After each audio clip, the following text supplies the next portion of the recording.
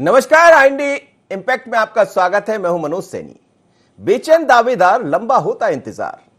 Bharatiya Janata party ने संगठन में नियुक्तियां कर दी है, लेकिन संगठन में नियुक्ति के साथ ही अब उम्मीद जगने लगी है कि निगम मंडलों में नियुक्तियां कब होंगी। कई बार बैठकों का दौर चला, लेकिन बात नहीं बनी। और जिस तरह से भारतीय जनता पार्टी की यात्राओं की बात करें, जन आशीर्वाद यात्रा की शुरुआत हो गई है पीताम्बरा मां के दरबार से, और महाकाल के दरबार में बीडी शर्मा जी भी पहुंच गए हैं। दूसरी तरफ ज्योतिरादित्य सिंधिया भी यात्रा पर हैं।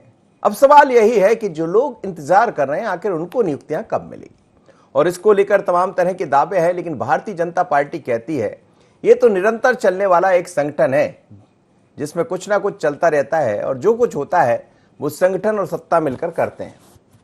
लेकिन है क्या कहना भारतीय जनता पार्टी के प्रदेश अध्यक्ष बीडी शर्मा का, वो भी सुनेंगे। और कांग्रेस कह रही है कि वो कुछ भी करते रहे, हम तो अपनी तैयारियों में लगे हैं। तैयारियां दोनों तरफ है चुनाव की, लेकिन तैयारों के बीच में इंतजार है नियुक्तियों का। लगभग 1.5 साल हो रहा है, मगर अभी तक नियुक्तियां अटकी है। चलिए सुन लेते हैं बीडी शर्मा जी क्या कह रहे हैं। चुनाव तो एक प्रक्रिया है। बाबा का तो आशीर्वाद, हम तो बिना उनके आशीर्वाद के काम करते ही नहीं है। तो इसलिए चाहे चुनाव हो, चाहे संगठन का काम हो, या कुछ भी हो, बाबा के आशीर्वाद से ही चलता है, और उन्हीं का आशीर्वाद हमेशा हमारे पास है। और आज भी भगवान से यही प्रार्थना है। 6 महीने पहले से हमने चुनाव की तैयारी चालू कर दी है, और दबाव के बाद तो उनको लग रहा है कि बाकी 3 चुनाव में विधानसभा के वो हारेंगे, इसलिए बार बार प्रचार करते हैं कि हमने तैयारी कर दी है। हम तो तैयारी कर चुके हैं। चलिए, तो कह रहे हैं सब, अब सबकी अपनी तैयारियां हैं, और तैयारों के बीच में चर्चा भारतीय जनता पार्टी में इस बात को लेकर, क्योंकि अभी एसटी मोर्चा की सूची जारी हुई है, कुछ प्रवक्ता बनाए गए हैं, प्रवक्ताओं के अलावा मीडिया पैनलिस्ट, तमाम तरह की घोषणाएं कर दी गई भारतीय जनता पार्टी संगठन की तरफ से। एससी और एसटी मोर्चा में जिन लोग को शामिल किया जाना चाहिए था, उनकी सूचियां भी आ चुकी। कुछ लोगों को कार्य समिति में जगह मिली है, लेकिन अब उन लोग को इंतजार, जैसे इमरती देवी जो कांग्रेस छोड़कर भारतीय जनता पार्टी में शामिल हुए, चुनाव हार गई, पहले मंत्री थी, अब कुछ नहीं है। इंदल सिंह कंसाना पहले मंत्री थे, अब कुछ नहीं है। दंदौतिया पहले मंत्री थे, अब कुछ नहीं है। मतलब ऐसे तमाम लोग हैं जिनको इंतजार। मेरे साथ उमेश शर्मा जी जुड़ रहे हैं, प्रवक्ता है भारतीय जनता पार्टी के, फिरोज सिद्दीकी है प्रवक्ता कांग्रेस के, गौरव चतुर्वेदी वरिष्ठ पत्रकार। आप सभी मेहमानों को बहुत स्वागत है। उमेश शर्मा जी, बहुत स्वागत है आपका फिर से प्रवक्ता बनने के बाद, बधाई आपको। लेकिन सवाल यही है कि संगठन में तो नियुक्तियां हो गई है, निगम मंडलों में कब? मुझे लग रहा है कि नियुक्तियों का जो क्रम है वो प्रारंभ हो गया है, और भारतीय जनता पार्टी चूंकि एक संगठन परिवार हमारा होता है, तो चूंकि संगठन प्राथमिकता में होता है, तो पहले संगठनात्मक नियुक्तियों का दौर चल रहा है। और जैसे ही संगठनात्मक नियुक्ति का दौर पूर्ण हो जाएगा, तो मुझे लग रहा है कि फिर शेष जो बचते हुए दायित्व और पद हैं जो सरकार से संबंधित होते हैं, उसके बारे में भी मनोज जी जल्दी ही निर्णय ले लिए जाएंगे। जी, फिरोज सिद्दीकी जी, सवाल उठाते रहते हैं आप, लेकिन खैर भारतीय जनता पार्टी का अपना मसला है। अभी बहुत सारी नियुक्तियां हुई है संगठन में, पर आपके जो लोग आए वो इंतजार कर रहे हैं कि उनको निगम मंडल में जगह मिल जाए।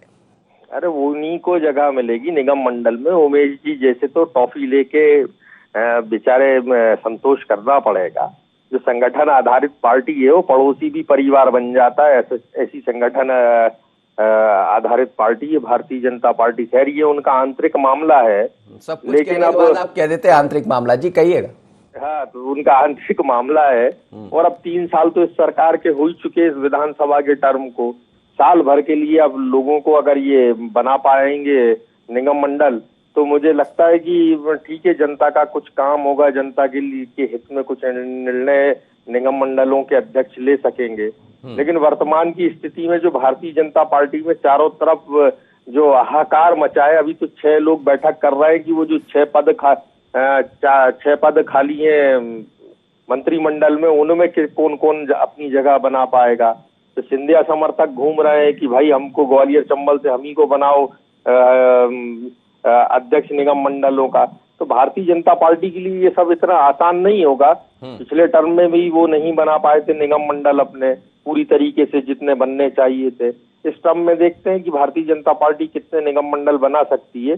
लेकिन जो गुटबाजी का आलम है भारतीय जनता पार्टी में, वो गुटबाजी इतनी हद से ज्यादा चरम पर है कि किसको लेंगे और किसको छोड़ेंगे यही बहुत मुश्किल है। और अभी भी जो प्रवक्ता बाहर हुए हैं मीडिया टीम से, वही हल्ला कर रहे हैं कि हमारी क्या गलती थी। तो अभी उनको ही समझाने में भारतीय जनता पार्टी लगी है कि अब मीडिया पैनलिस्टों की सूची जारी करके उनको समझा लिया जाए बहुत धीरे धीरे। और जो चीज है कि उनकी जो व्यक्ति नहीं दिखाई दे रहा है, लोगों के जो अपने अपने पट्टे हैं वो सब संगठनों में दिखाई दे रहा है। इससे लगता है वो तो आपके यहाँ भी चलता रहा क्या? और क्या हुआ था 1.5 साल में? आप लोग भी निगम में नियुक्तियां नहीं कर पाए थे। भारतीय जनता पार्टी को क्यों कह रहे हैं? आप तो बहुत दिन बाद आए थे और बहुत लोग इंतजार करते रह गए। अंततः सरकार चली गई पर निगम में नियुक्तियां नहीं हुई थी।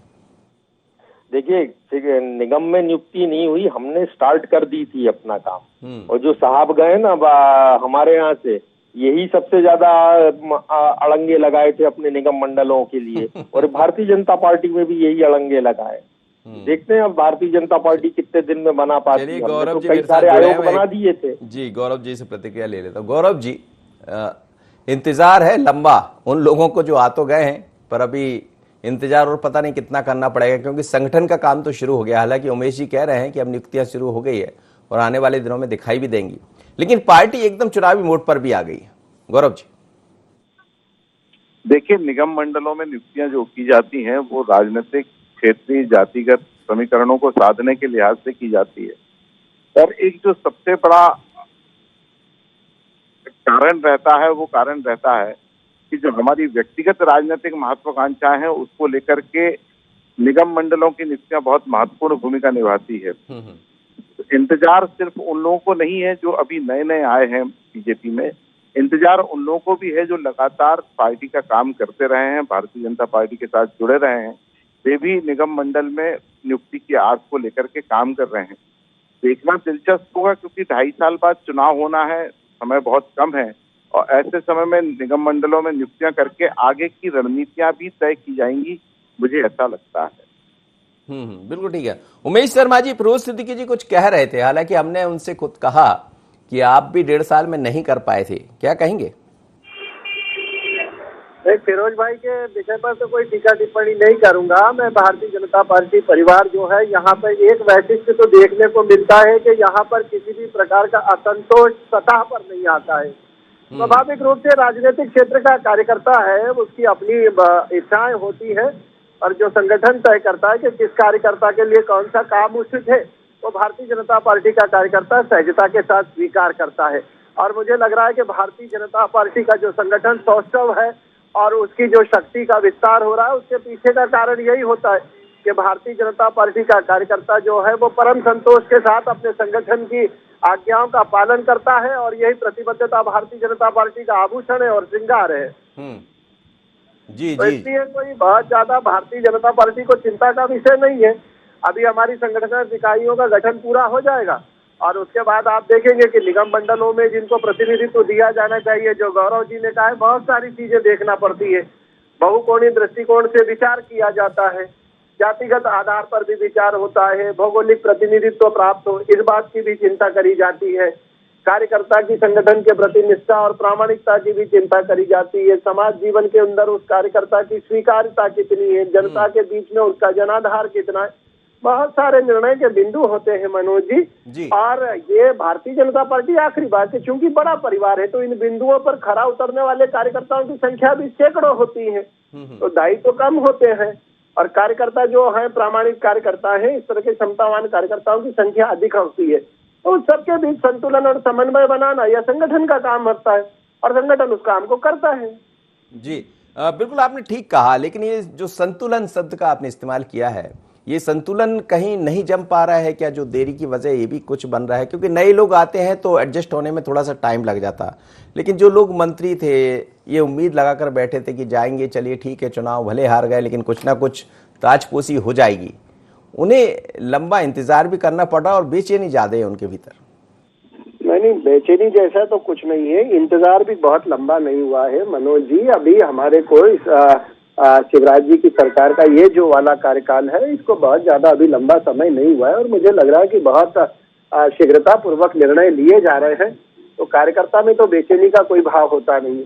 और जो मित्र इस परिवार के विस्तार में शामिल हुए, उनके भीतर भी किसी प्रकार की बेचैनी नहीं है। वो बहुत ही, मुझे लग रहा है कि इस बात का आश्चर्य होता है, अभी भी मैं विमानतल पर था, ज्योतिरादित्य जी आए थे इंदौर अभी, जी। और जो हमारी उनके आगमन के पूर्व चर्चा चल रही थी वो इसी राजेंद्र भारती जी बैठे थे, तो तुलसी भाई बैठे थे, तो मुझे लग रहा है कि वास्तव में कांग्रेस पार्टी में लंबे समय से अधिकांश कार्यकर्ता ऐसे थे कि जो भारतीय जनता पार्टी के आचरणों से युक्त थे। तो मुझे लग रहा है कि कहीं ना कहीं वो गलत प्लेटफॉर्म पे खड़े थे और सही प्लेटफॉर्म पे आए हैं, सही ट्रेन में बैठे हैं।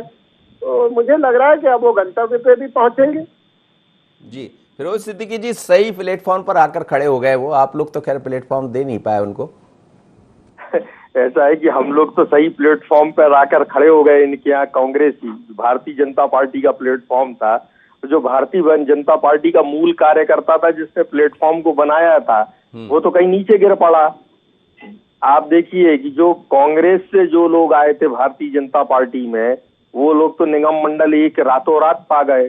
वहां तो भारतीय जनता पार्टी ने ना जनाधार देखा, ना प्रामाणिकता देखी कार्यकर्ता की, ना ही कार्यकर्ता का समर्पण देखा।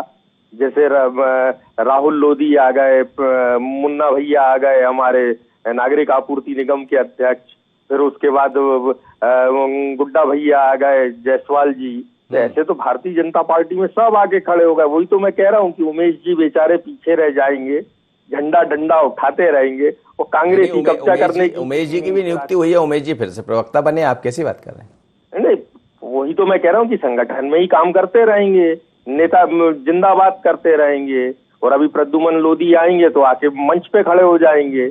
यही तो चीज है कि अब देखिए सिंधिया जी आए और भारतीय जनता पार्टी पूरी अगवानी करने में लग गई उनके। तो आप सामने देख लीजिए, और जो पुराने बेचारे, वो भारतीय जनता पार्टी के नागरिक उड्डयन मंत्री है, सरकार के राज्यसभा सांसद है, उनकी अगवानी नहीं होगी तो किसकी? कांग्रेसी है, तो कांग्रेसी वो मूलता है। तो वही तो हम कह रहे हैं कि जो कैडर बेस पार्टी थी, वो कैडर बेस पार्टी में अब कैडर कहाँ बचा है? वो लोग कहाँ बचे जो समर्पण के नाम पे भारतीय जनता पार्टी अपने साथ रखा करती थी? वो तो सब इधर उधर हो गए। अब तो वो कांग्रेसी हैं, अब एक दिन वो कहिए वो सीएम का फेस भी बन जाएंगे और ये जिंदाबाद करते रह जाएंगे। फिर उन्हीं के लोग जो है पूरी सरकार पे कब्जा कर लेंगे भारतीय जनता पार्टी की। अभी भी 1/3 पे तो उनका कब्जा है ही। तो ये भारतीय जनता पार्टी का, खैर वो जाने, उनका काम जाने, लेकिन जिस राह पर भारतीय जनता पार्टी चल रही है, ये इनको विनाश की तरफ ले जाएगी, ये इनको विकास की ओर नहीं ले जा सकती। आप सब कुछ खूब अच्छे से कहते हैं, फिर कहते हैं वो जाने उनका काम जाने। जी, गौरव चतुर्वेदी जी, आपने कहा कि निश्चित है कुछ वक्त लगेगा, लेकिन अब भारतीय जनता पार्टी एक तरफ जन आशीर्वाद यात्रा निकाल रही है, दूसरी तरफ वीडी शर्मा जी महाकाल में मत्था टेक कर आज उन सीटों पर पहुंच रहे हैं जहां चुनाव होना है, उपचुनाव होना है, यानी उपचुनाव की तैयारी भी है। तो क्या ये निगम मंडलों की जो नियुक्ति है अब उपचुनाव के बाद होगी या कोई रास्ता दिखाई देगा या करना पड़ेगा नियुक्तियां? देखिए, कुछ नियुक्तियां उपचुनाव के पहले होंगी। जो उपचुनाव क्षेत्र में काम करने वाले कार्यकर्ता हैं उनको साधना पड़ेगा, उनके साथ संतुलन बिठाना पड़ेगा। लेकिन इसी के साथ साथ जो सबसे बड़ी चुनौती है वो 2023 के विधानसभा चुनावों को लेकर के है, क्योंकि उस समय तक कार्यकर्ता अब विचार करने की स्थिति में नहीं रहेगा। उन्हें साधना सबसे जरूरी है और मुझे लगता है कि बहुत शीघ्र ही निगम मंडलों में नियुक्ति होंगी, क्योंकि अगर नगरीय निकायों के चुनाव हो जाते तो शायद इतना बड़ा संकट पार्टी को ना झेलना पड़ा, क्योंकि नगरीय निकाय चुनाव की अभी अनिश्चितता बनी हुई है। ऐसे में निगम मंडलों की नियुक्तियां मुख्यमंत्री के बहुत ही संकटपूर्ण स्थिति बना के रखने वाली, उन्हें उचित प्रतिनिधित्व करना जरूरी हो जाए। जी, उमेश शर्मा जी, फिरोज सिद्दीकी जी की बात का जवाब दीजिएगा। फिरोज भाई एक तो मेरे प्रति चिंता व्यक्त कर रहे थे, मैं उनको आश्वस्त करना चाहता हूं कि भारतीय जनता पार्टी में उमेश शर्मा जैसे जो कार्यकर्ता होते हैं, उमेश शर्मा जैसे से अभिप्राय है कि सारे ही कार्यकर्ता उमेश शर्मा जैसी वृत्ति के होते हैं। उमेश शर्मा किस काम के लिए उपयोगी हो सकता है, उमेश शर्मा का क्या उपयोग करना, यह भारतीय जनता पार्टी संगठन परिवार का विषय है। ये मेरा परम सौभाग्य कि मुझे प्रदेश प्रवक्ता बनाया है। अगर मुझे प्रदेश प्रवक्ता ना भी बनाया जाता और भारतीय जनता पार्टी कोई दायित्व नहीं देती तो भी उमेश शर्मा प्रतिबद्धता के साथ कार्यकर्ता के नाते उसी प्रामाणिकता के साथ काम करता।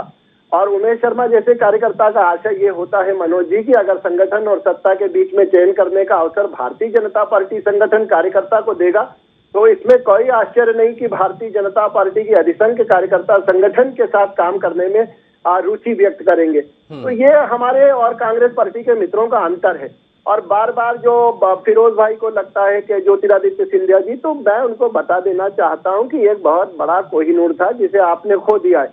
अब उस कोहिनूर के खोने का मलाल ये हुआ कि अब आपकी जो खदान है वो विशुद्ध रूप से कोयले की खदान बची है। आप कितनी भी खुदाई कर लें, कांग्रेस की इस खदान से अब कोयले ही निकलना, हीरे निकलना बंद हो गए। और ये जो खुदाई का ठेका दिग्विजय सिंह जी को कांग्रेस पार्टी ने दे रखा है ना, ये पूरी खदान खोद के रख देंगे। और ये भारतीय जनता पार्टी की चिंता करने के बाद फिरोज भाई जैसे विद्वान मित्रों को कांग्रेस पार्टी के अंतर्कलह की चिंता करना चाहिए। ज्योतिरादित्य सिंधिया जी की अगवानी का उन्होंने कटाक्ष करा था। ज्योतिरादित्य सिंधिया जी भारतीय जनता पार्टी के वरिष्ठ नेता हैं। ज्योतिरादित्य सिंधिया जी भारतीय जनता पार्टी के नेतृत्व वाली जो केंद्र की मोदी सरकार है उसके अंदर नागरिक उड्डयन मंत्री है और वे हमारे नेता हैं। एक बार नहीं 1000 बार पलक पावड़े बिछाकर हम उनकी अगवानी पे जाएंगे। और जो उन्होंने कहा था कि प्लेटफॉर्म उमेश भाई जैसे लोगों ने बनाया है और दूसरे लोग चढ़ रहे हैं, तो उसमें कोई बहुत ज्यादा हैरत की बात या वेदना का विषय नहीं है। जो नींव होती है उसी प्रामाणिक और मजबूत नींव के ऊपर जो शिखर होता है वो खड़ा होता है। तो भारतीय जनता पार्टी एक देव दुर्लभ कार्यकर्ताओं की पार्टी है। मैं तो बहुत छोटा सा एक उसका उपकरण हूँ। मेरे जैसे लाखों कार्यकर्ता ऐसे हैं जिनको जीवन में कभी कोई दायित्व तो नहीं मिला, पर भारतीय जनता पार्टी के संगठन के कार्य विस्तार को 21 अक्टूबर 1951 से लेकर जनसंघ की स्थापना जब रघुमन कन्या आर्य विद्यालय में दिल्ली में हुई थी, तब तो काम करने वाले लोग इतने नहीं थे। आज तो हमारा परिवार 12 करोड़ का परिवार है। आज केंद्र में सरकार है और रायसीना में भारतीय जनता पार्टी का कार्यकर्ता राष्ट्रपति बनकर बैठा है। तो ये जो सारी उपलब्धियां हमने प्राप्त करी है, ये ऐसे ही देव दुर्लभ कार्यकर्ताओं के माध्यम से प्राप्त करी है। और ज्योतिरादित्य सिंधिया जी की जहां तक बात है, भारतीय जनता पार्टी परिवार के बड़े नेता हैं और आज ये जो उनके साथ आए मित्रों को निगम मंडल में एडजस्ट करने की बात है, स्वाभाविक रूप से करा जाएगा। उनको आप देखिए कि उन्होंने उस समय सत्ता को ठोकर मारकर बाहर आए हैं। एक क्षण भी उन मिनिस्टरों ने नहीं सोचा था कि हम कैबिनेट के मंत्री हैं और हमारे नेता ने इस्तीफा दिया है। तो ज्योतिरादित्य जी ने तो किसी से आग्रह करा नहीं था कि आप कांग्रेस छोड़े। क्षण भर के अंदर उनके मंत्रियों ने निर्णय करा और पार्टी छोड़कर बाहर आ गए और लंबे समय तक बगैर दायित्व के जीते रहे। तो अपने नेता के प्रति ये निष्ठा और अपने नेता के प्रति ये विश्वास मुझे लगता है कि उन कार्यकर्ताओं की प्रामाणिकता है।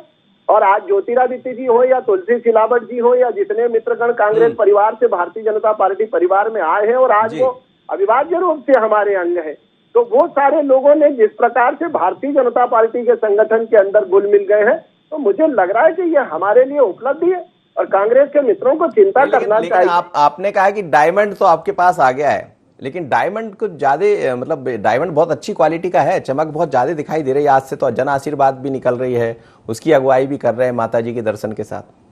मनोज जी चमकदार है और ये आया है तो षड्यंत्र का शिकार हो गए। आप बताइए, जिस समय सरकार का निर्माण किया जाना था, कौन था जो कमलनाथ जी के साथ कंधे से कंधा मिलाकर चल रहा था? अरुण यादव और अजय सिंह जी ने जो जमीन तैयार करी थी कांग्रेस की, उस जमीन के ऊपर कमलनाथ जी ने जिस समय आकर फसल काटी है, उस समय अगर कोई जनाधार वाला नेता कंधे से कंधा और कदम से कदम मिलाकर चल रहा था तो वो ज्योतिरादित्य सिंधिया थे। दिग्विजय सिंह जी ने तो खुद कह दिया था कि मैं वोट मांगने जाऊंगा तो जनता वोट नहीं देंगी, और जब सरकार आ गई तो एक लाक्षागृह बनाया गया, दुर्भी संधि करी गई, षड्यंत्र का शिकार करा गया। कमलनाथ जी के अंदर केकई भाव पैदा करने वाला मंत्रा मानसिकता किसकी थी? ये मंत्रा मानसिकता दिग्विजय सिंह की थी। और ज्योतिरादित्य सिंधिया जी को बाहर का रास्ता दिखाया। बहुत व्यवस्था के बाद आखिरी समय जब दुर्योधन इस हद पर अड़ गया कि 5 गांव तो छोड़ो, मैं सुई के नोक बराबर जमीन नहीं दूंगा, तो तब कुरुक्षेत्र होना अवश्यम भावी था। और जब धर्म युद्ध होता है तो धर्म युद्ध में कोई काका, कोई पिता, कोई तात नहीं होता है। फिर धर्म युद्ध सत्य और असत्य के लिए लड़ा जाता है, और वो ज्योतिरादित्य सिंधिया जी के नेतृत्व में लड़ा गया है। और सत्य की, और फिरोज जी, सत्य की विजय होगी, सत्य की जय होगी। जो सत्यता के साथ जुड़े हैं उनकी भी जय होगी, आप चिंता मत करिए। बहुत खुश, धन्यवाद उनका। क्या उन्होंने परिभाषा गढ़ी है, एक सौदे को उन्होंने जो है बलिदान बता दिया। ये बहुत अच्छी बात है। हम बहुत बहुत शुक्रिया जो है उमेश शर्मा जी का। ये तो सब सौदेबाजी थी, सौदेबाजी का ही असर था जो सामने देखने मिल रहा है, और सौदेबाजी हो गई है।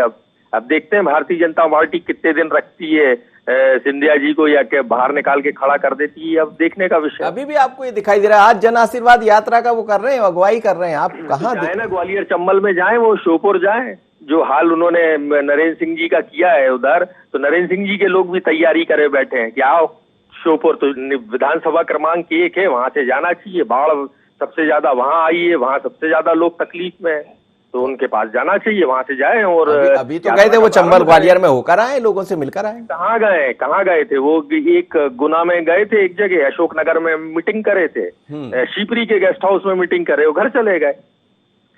श्योपुर में कहीं घूमे, जैसे नरेंद्र सिंह जी घूमे थे, घूमते जरा लोगों से बात करते तो पता चल जाता कि क्या हुआ है वहाँ श्योपुर में।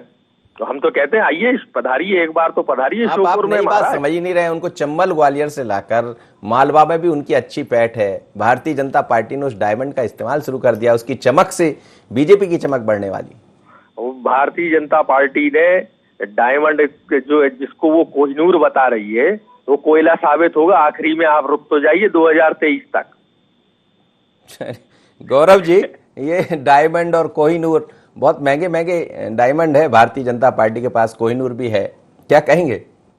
नहीं, स्वाभाविक तौर पर ज्योतिरादित्य सिंधिया का एक आधार है, एक चमकदार चेहरा है, और भारतीय जनता पार्टी उठ रही है, तो उनके लिए उसका फायदा उठाने का प्रयास करेंगे।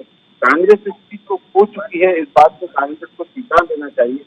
यह भविष्य के गर्भ में जरूर है कि सिंधिया किस हिसाब से काम करते हैं और अपनी चमक कैसी जनता के बीच में छोड़ पाते हैं, ये तो भविष्य बताएगा। लेकिन तो आज की तारीख में तो कोहिनूर भारतीय जनता पार्टी के लिए भले कांग्रेस की कोयला साबित हो। जी जी, बिल्कुल आप ठीक कह रहे हैं। उमेश शर्मा जी वो कह रहे हैं कि थोड़े दिन बाद चमक नजर आएगी, कहाँ दिखाई देती है, वो कोयला रहते हैं या कोहिनूर रहते हैं? नहीं, एक तो फिरोज भाई को मैं थोड़ा सा जानकारी दे दूं कि ग्वालियर चंबल तो ठीक है, छिंदवाड़ा में भी घुसेंगे, छिंदवाड़ा में भी, और मांद में जाकर शिकार करेंगे। ये यात्रा जो तय करी है, ये भारतीय जनता पार्टी की केंद्रीय इकाई ने तय करी है, और भारतीय जनता पार्टी के 39 मिनिस्टर जो सेंट्रल में है और 4 जो हमारे अलायंस के हैं, वो सभी इस प्रकार की यात्राओं पे निकले हैं। और ये यात्रा चरणबद्ध है, ये पहले चरण की यात्रा है, अभी दूसरा चरण आना है, फिर तीसरा चरण आना है, और वामन का जब तीसरा चरण आएगा ना, तब आप देखिएगा कि वहां पर छिंदवाड़ा के अंदर जाकर भी पाताल लोक में माथे पर रख के आएंगे, है ना लाल। तो अभी तो चरणबद्ध है। और ज्योतिरादित्य जी को कहाँ जाना है, ये ज्योतिरादित्य जी तय नहीं करेंगे, या शिवराज जी को कहाँ जाना है, शिवराज जी तय नहीं करते हैं। ये भारतीय जनता पार्टी परिवार का संगठन तय करता है, और संगठन ने तय करा है कि वो प्रथम चरण में मालवा निमाड़ रहेंगे, उनका दूसरा चरण कहाँ होगा, तीसरा चरण कहाँ होगा, ये भी तय करा जाएगा। और ग्वालियर चंबल में भी जाएंगे, और मैंने कहा है ना कि वो छिंदवाड़ा में भी जाएंगे। अभी तो क्या है कि हमको कमलनाथ जी की ज्यादा फिक्र पालना नहीं पड़ रही है। कमलनाथ जी को फिक्र पालने का काम हमने अपने अंडर कवर एजेंट को दे दिया है। भारतीय जनता पार्टी का अंडर कवर एजेंट के रूप में दिग्विजय सिंह जी वहां काम कर रहे हैं। भारतीय जनता पार्टी परिवार को किस चीज से लाभ प्राप्त होता है, इसकी चिंता हमसे ज्यादा दिग्विजय सिंह जी करते हैं। तो दिग्विजय सिंह जी भारतीय जनता पार्टी के अंडर कवर एजेंट के रूप में काम कर रहे हैं कांग्रेस में। लेकिन उमेश जी, चलते चलते आपसे ये समझूंगा कि क्या ये माना जाए कि जो बेचैनी है या जो इंतजार है वो इसी बीच में अब खत्म होने की तैयारी भी होगी? ये एक छोटे से निर्णय करने में छोटे से परिवार में समय लग जाता है। भारतीय जनता पार्टी परिवार है, 7 करोड़ का मध्य प्रदेश है, भारतीय जनता पार्टी के कार्यकर्ता लाखों की संख्या में है। उनमें से किस कार्यकर्ता को कौन सी भूमिका का निर्वहन करना चाहिए, इसमें विचार करने में थोड़ा सा समय लगता है। और समय विचार का वो समय मुझे लग रहा है कि प्रक्रियाएं पूरी हो गई है, और आप देख रहे हैं कि निरंतर नियुक्तियां हो रही है। हमारा एसटी मोर्चा गठित हो गया, हमारा एसटी मोर्चा गठित हो गया, हमारा महिला मोर्चा हो गया, हमारी प्रदेश की जो मीडिया विंग थी प्रवक्ताओं के सहित वो सह मीडिया प्रभारियों की नियुक्तियां कर दी है। मीडिया पैनलिस्ट आने वाले हैं, 2-4 दिन में मुझे लग रहा है कि जो शेष विशेष हमारे मोर्चे हैं, अल्पसंख्यक मोर्चा या युवा मोर्चा, उसके बारे में भी निर्णय सबके सामने आ जाएंगे। और जहां तक निगम मंडलों का प्रश्न है, मुझे लग रहा है कि वो भी जल्दी उसकी भी दायित्वों का विभाजन कर दिया जाएगा, वितरण कर दिया जाएगा। और इस समय जो जैसे ही चुनाव आयोग उपचुनाव की घोषणा करेगा, ये भारतीय जनता पार्टी की पूरी सेना जो है अपने सेनापति वीडी शर्मा के नेतृत्व में कूच करने के लिए तैयार है। आज हमारे सेनापति पताका लेकर निकल गए, महाकाल का आशीर्वाद लेकर। तो हमारे सेनापति तो रण क्षेत्र में पहुंच गए। कमलनाथ जी कहाँ है, दिग्विजय सिंह जी कहाँ है? फिरोज जी वो कह रहे हैं हमारे तो सेनापति भी तैयार है, और जो लोग इंतजार कर रहे हैं वो इंतजार भी खत्म होने वाला है, अब अपना आप तैयारी कर लीजिए। अच्छी बात है, अच्छे सेनापति हैं। बेचारा जिस डॉक्टर केपी यादव जिन्होंने 3 दशक बाद भारतीय जनता पार्टी को गुना शिवपुरी सीट जीत के दी, वो तो घर में है। और जो हारे, जिनको उन्होंने हराया था, वो यात्रा लेके निकल रहा है। प्रवक्ता बना दिया उनको, प्रवक्ता केपी यादव को प्रवक्ता बनाया प्रदेश का। है तो प्रवक्ता ही बनाया ना, ठीक है। वो और जो हार गया था वो केंद्रीय मंत्री बन गया, तो भैया प्रवक्ता बनना इतनी बड़ी चीज है तो ठीक है, हम भी मान लेते हैं कि अच्छी बहुत बड़ी चीज है। ये भारतीय जनता पार्टी की डेफिनेशन है, कायदे से तो केपी यादव सर को। बहुत बहुत धन्यवाद, आप मेहमानों का मेरे साथ जुड़े थे। लेकिन मध्य प्रदेश में भारतीय जनता पार्टी के संगठन में नियुक्तियां बड़ी तेजी से हो रही है। महिला मोर्चा में नियुक्तियां हुई है, एसटी का जो मोर्चा है उसमें नियुक्तियां हुई है, एससी के मोर्चे में नियुक्तियां हुई, और प्रवक्ता पैनल मीडिया पैनलिस्ट की सूची आने वाली, जैसा उमेश जी कह रहे थे। और हो सकता है कि जो इंतजार कर रहे हैं तमाम नेता, चाहे वो भारतीय जनता पार्टी में शामिल होने वाले हों या कुछ और बीजेपी के सीनियर लीडर, तो उनका इंतजार भी जल्द खत्म होगा। पर दावेदार बहुत है और नियुक्तियां कम है। अब किसको मिलेगी जगह, किसका कटेगा पत्ता, किसका होगा ताजपोशी, तमाम तरह की बातें नजर रहेगी। बेचैन दावेदार, लंबा होता इंतजार। मुझे दीजिए इजाजत, बने रहिए N24। नमस्कार।